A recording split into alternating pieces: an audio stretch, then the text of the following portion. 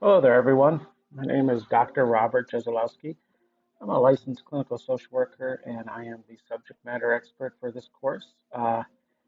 We worked very hard to revamp the course, and I hope that you find it engaging uh, and helpful in your journey to become a social worker.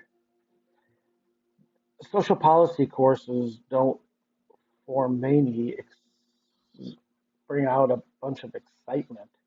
Uh, But the reality is that policy in our world sets kind of the structure for which we operate in. So it's really important for us to have a good understanding of social policy and its impact uh, in a macro level and a micro level. So as you enter this course, I hope uh, that you kind of embrace the concept of learning about social policy.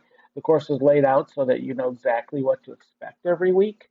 You always have a devotional, a reading, a devotional, a discussion board, an assignment, and a quiz. So you know every single week you have those five things. Okay. In this first week, we're going to talk about the power of rest. Hopefully, you got a lot of it before you started the course.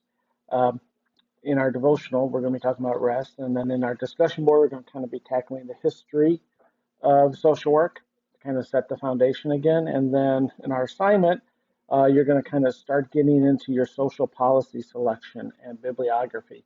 And this is going to start setting the foundation for the social policy paper that you're building. Every week, you're adding another piece to this paper, and then you put it all together.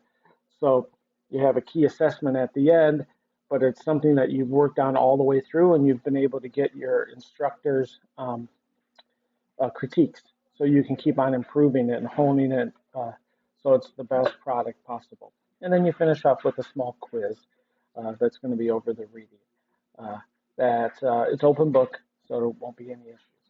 So I hope that you have a good week.